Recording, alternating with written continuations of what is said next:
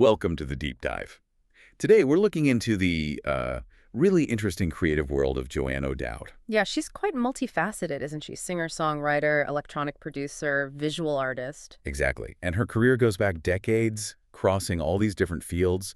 We've gathered quite a bit of info about her work. Right. So our mission today is, well, to try and map out the connections, see how her music, her art, her design work, how it all fits together and what makes it uniquely her. Absolutely. It's fascinating when one person expresses themselves across so many different forms. How does that single vision, translate? Good question. Okay, let's start with the music side. Yeah. She's born in Nottingham, 1971, always had an interest in arts and music, apparently. But her real entry point into making music seems to be 1996. She co-founds this electronic house duo, Lust for Love. Yeah, that's a pretty specific starting point, electronic house music. It is. What do you think drew her there first? Technology. Well, it certainly suggests an early engagement with technology as a creative tool, doesn't it? That electronic foundation seems important. And she backed it up technically, too, getting a sound engineering diploma in '99. Right, and performing early on, too, like at that total solar eclipse festival in Cornwall. So engaging with the live electronic scene. But then things get maybe more complex. Around 2004, she teaches herself guitar. Ah, okay. That feels significant. Yeah, bringing in something much more, well, organic. Yeah. How do you think that shifted things, especially for Lust for Love? That guitar element would likely open up, different melodic paths, maybe more traditional songwriting structures compared to purely electronic work. So a fusion then. Exactly, Yeah. a fusion. Combining those electronic textures she already knew with acoustic sounds, that's probably where this label electroacoustic folktronica comes from for some of their later work together. Right, with Andrew Perron as Yeah. co-writer and producer on those albums. Mhm. Let's talk about that label, electroacoustic folktronica. For someone maybe not familiar, what does that actually sound like? You'd probably get the beats and synths from electronic music, but maybe layered with acoustic guitar, vocals that might have a folkish feel, perhaps more narrative lyrics sometimes. Okay. And that description they use pre-club warm-ups or after-club chill-out, that hints at the range too. It can be upbeat, but also more relaxed, more atmospheric. And for context, people have compared her sound, or Lust for Love sound, to artists like Kosheen, Everything But the Girl, Moloko, Yeah. even Bent and Orbital. That's quite a mix. It is. It suggests, maybe soulful vocals over electronic beats, sometimes atmospheric, sometimes leaning towards sophisticated pop, maybe even trip-hop or ambient touches, but always through her own filter. And she also explored pure electronica too, right? Under the name Rhapsodize. Yes, synthesizer productions, so she's definitely comfortable across different electronic styles. Then comes 2012, and she starts releasing everything music, art, under her own name, Joanne O'Dowd. Yeah, that feels like a consolidation. Bringing it all together under one identity. And since then, she's been performing regularly, Nottingham, Cornwall, solo acoustic, with bands, originals, covers. It suggests perhaps a desire for more direct connection. And the live shows in different formats really highlight the versatility of her songs. They work stripped back or with a full band. Yet her music gets played podcasts, radio, playlists. She's clearly getting it out there. The sheer volume is impressive too. Oh, yeah. Over 100 tracks, 15-plus albums.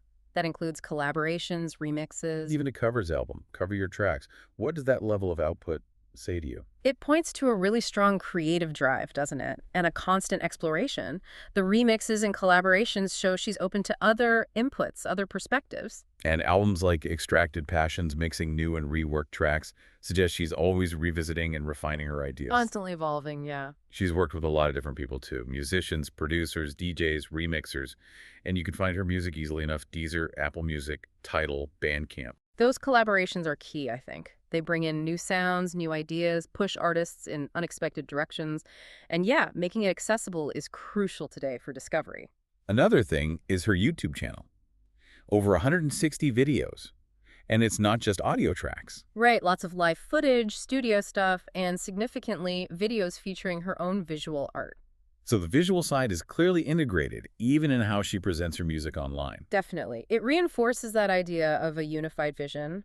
The music and the visuals aren't separate in her mind, it seems. It creates a much richer experience. Okay, let's shift gears a bit and focus on that visual art side.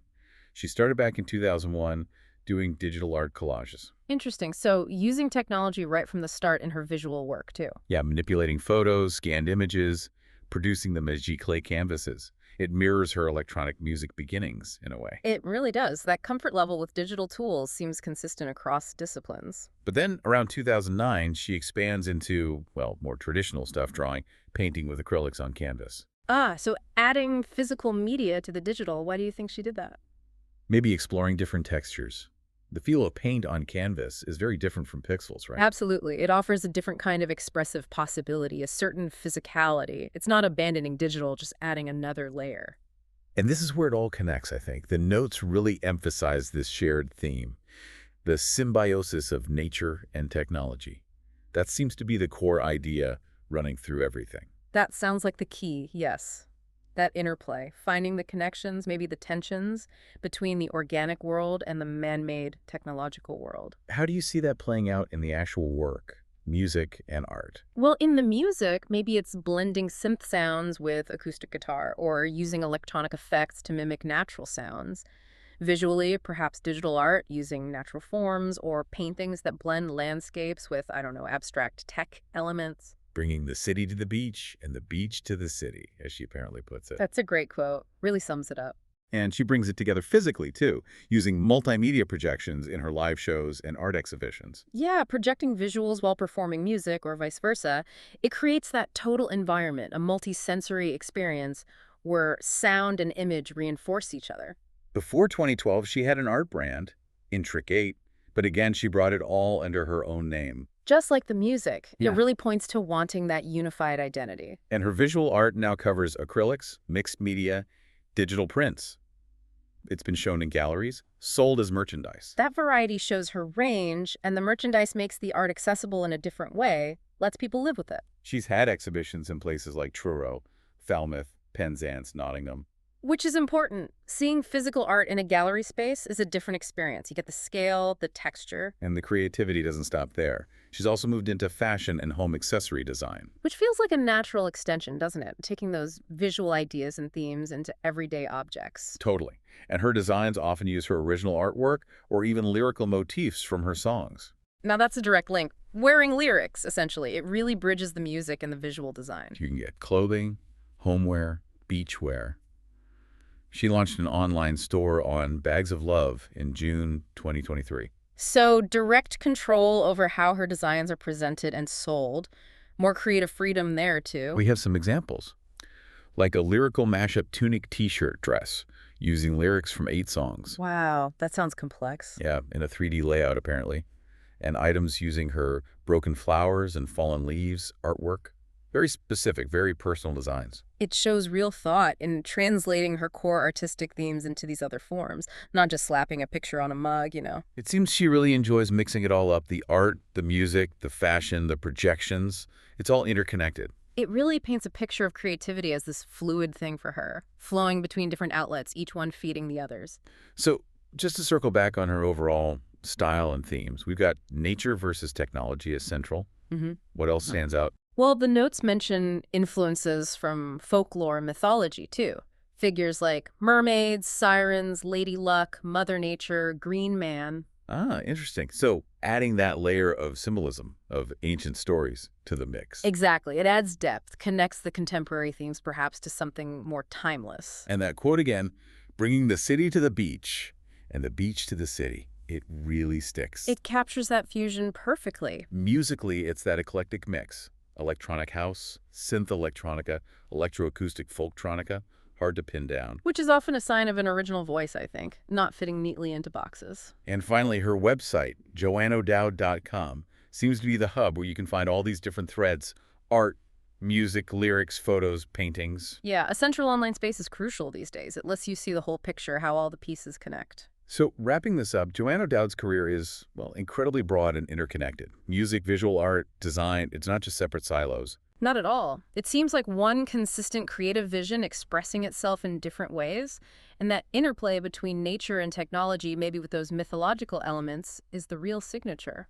Yeah, exploring her work feels like you're seeing how different art forms can really speak to each other, enrich each other. Definitely. Her journey across all these mediums is a great example of how a singular vision can create this really rich, multifaceted artistic world. It makes you think, doesn't it? How often we try to categorize artists, or even ourselves. Maybe her path encourages us to look beyond those lines, see the connections. A really good point. That potential for cross-pollination between creative forms is something quite powerful. Well, that was a fascinating look into her world. Thanks for diving deep with us today.